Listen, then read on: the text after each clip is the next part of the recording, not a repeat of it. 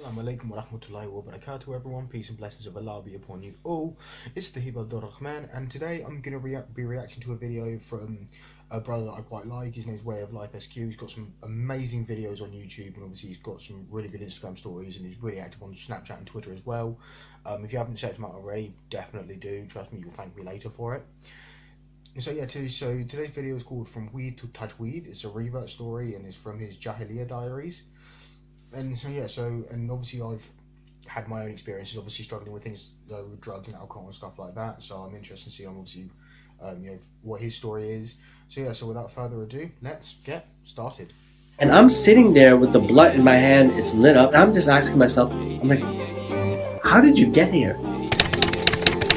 Assalamu alaikum, guys, and we are back with another Jahiliya diary. And before we get into that Jahiliya diary, I do want to say a huge Jazakallah khair, guys, for the love and the support that you've given me on my last Jahiliya diary, guys. I can't stress to you the amount of love and support you guys gave me through the likes, the thumbs ups, the shares, and just the views and subscriptions, guys. It means the world to me. Share this moment with you guys means a lot to me. The fact that you would like to listen and learn from these experiences. And there was a lot of people who approached me, were like, SQ, why don't you act like you're getting a message from someone? You're reading their message, and you're telling them about that incident. You explain to them about how you knew of someone in that incident, or tell someone about a life story, but don't mention it was you. Mention that someone that you knew of that was doing all these things. May Allah subhanahu wa ta'ala reward and bless all these people, and multiple suggestions that I received about this Jahiliya diary. I also want to let you know that that's the most fakest way of me doing anything. You see,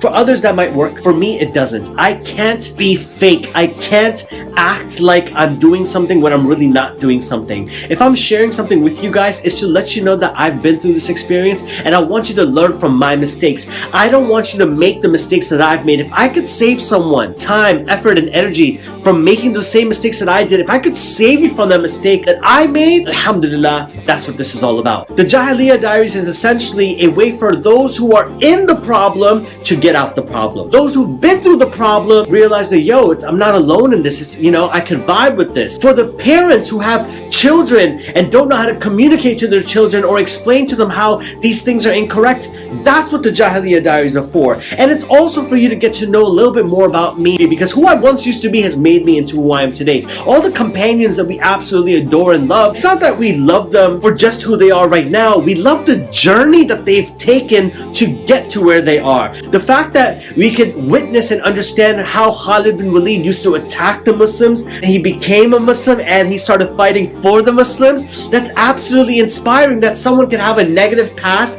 and make a positive future. That's what this is all about. So I want you to join me on this journey to learn more about how I am who I am today, and it'll help you draw closest to Allah as well. Today's Jahiliya diary is about the first time that I smoked weed. Just so you know, I'm putting myself in a very difficult situation when I'm sharing these things, and I don't want you to think that the Jahiliya diaries is easy. It's not easy to be transparent and talk to you about these things, because I'm worried about how people might perceive me. I'm worried about how my professional life might affect me as well too. For those of you who don't know, I'm a school teacher, and there's students of mine who watch my YouTube channel and watch my Instagram stuff, and for them to find out that their teacher has done these things, that's a big deal. But the reason I'm not afraid of this is because if I could save my own students from going to the park and trying marijuana, or going and doing something incorrect through one of my life lessons, I'm more than happy to do so. This experience starts off just like any other one, and that starts from a very bad friend. There was this girl named Amanda who was friends with this girl that I really liked. Now, I thought that the way for me to get close to that girl that I really liked was to befriend her friend Amanda, so that me and her could be cool, if that makes any sense. Me and Amanda became really cool and close because my intention was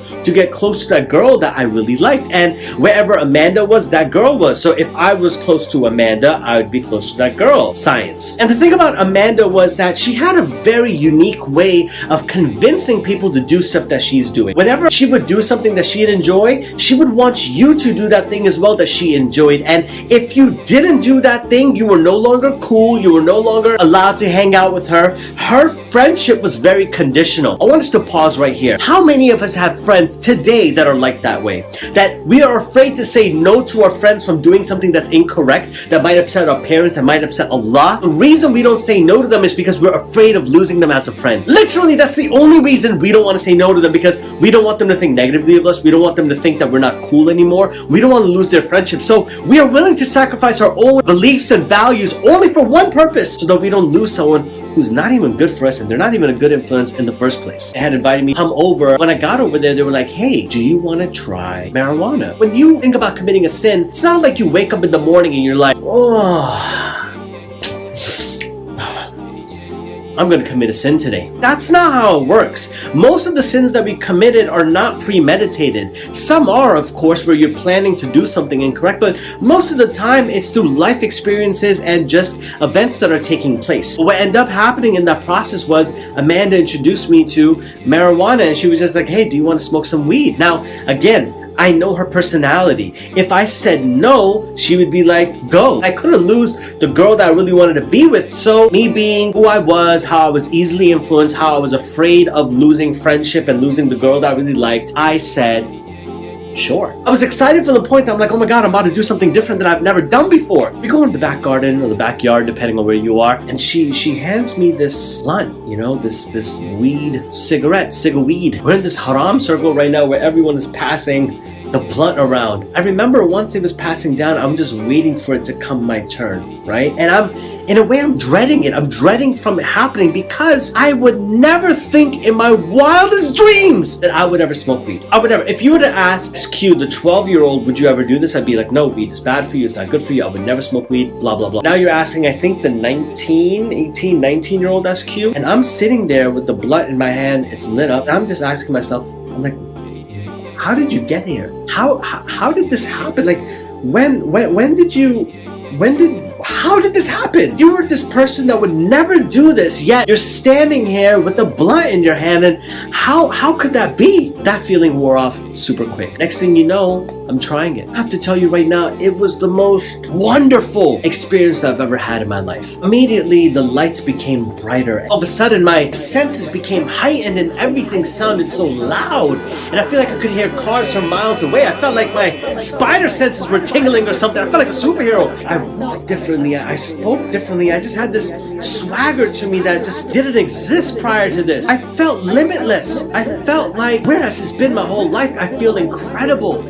I tasted some cookies. Them cookies tasted delicious. I was watching this thing on YouTube or something funny. It was just hysterical. I couldn't control myself. I would listen to music and it just sounded absolutely incredible. Like, where has this feeling been my entire life? What marijuana and alcohol and intoxicants and khimr essentially does to us is that it takes over our senses and it makes us not realize any type of limits. Our senses become completely clouded. Our judgment becomes completely clouded. Our nafs becomes completely clouded.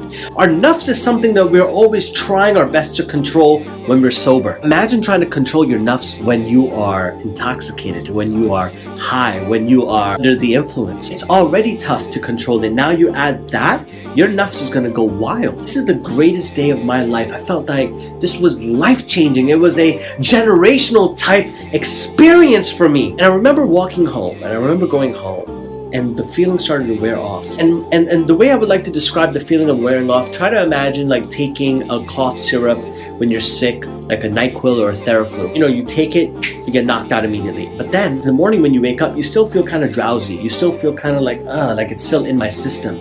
That's how coming down from your high is. And I remember my first thought when I was coming down from my high was, how do I get high again? How do I get high again? You know, people often say that marijuana is the gateway drug. They're right, because it's a gateway for you to experience what it feels like to be high. You're chasing the first high, and I'm here to tell you right now, you will never be able to get that first high. Dawah is essentially invitation. How many of us have given invitation to someone to do something wrong? I was given dawah to smoke marijuana. How many of us are giving dawah to do wrong things? How many of us are being given dawah to do wrong things? How many of us are delivering offering the dawah to do wrong things? This is a question that you and I have to ask ourselves. So immediately I'm thinking about, how can I get high again? The next day I go to work and I can't stop talking about it. Like, I'm telling everyone about this amazing experience I had. And the thing about having marijuana or smoking marijuana or doing something like this, it puts you in a club that not many other people could relate. So if someone can't relate to it, they'll be like, oh bro, that's stupid. Getting high is dumb. You obviously gravitate towards those who do those sort of things as well. So I'm at work and I'm thinking, man, I need to smoke again. Like, that was the most incredible feeling ever. I need to smoke again. Now, I'm new to this. It's less than 24 hours. I'm like, where do I go? How do I do this?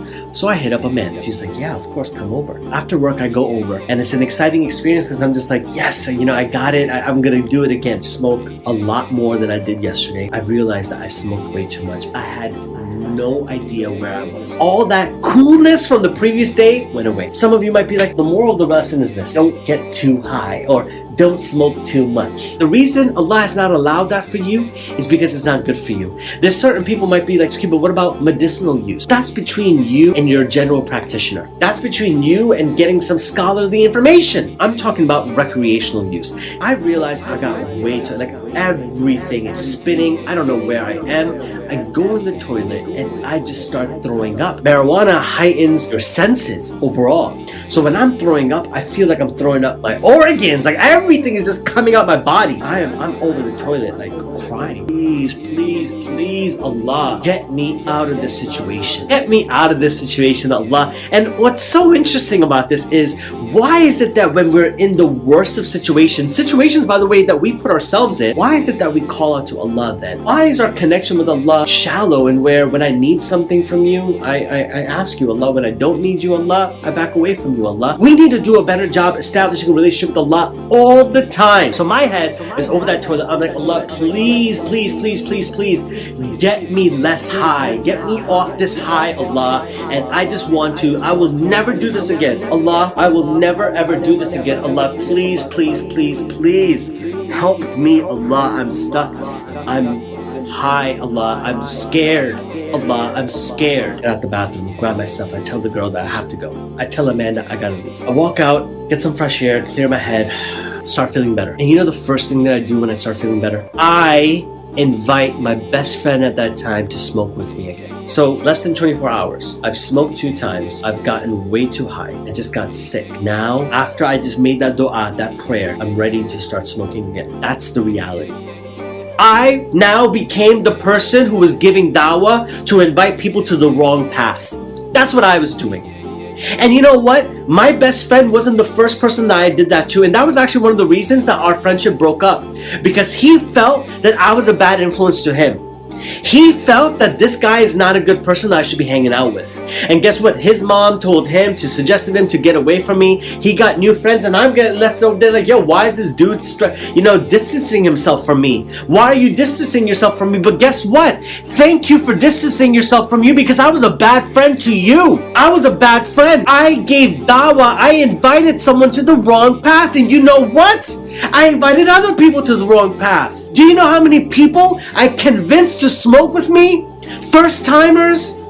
They would never ever thought about doing it. They never wanted to do it. But I'm telling them it's so cool. Do it, do it, do it. Do you know how many people that comes back to me on? I pray and I ask Allah to obviously forgive me. I pray that Allah, that I've become a better person, Allah. Now, Allah, I'm trying my best to give dawah to the people and invite the same energy that I invited people to the wrong path. Allah, I'm trying to invite people to the right path. That's how I'm trying to atone for my mistakes that I've made. That's why I'm going in. That's why I'm going hard. That's why I'm making these videos, because you need to know that this is wrong. But how?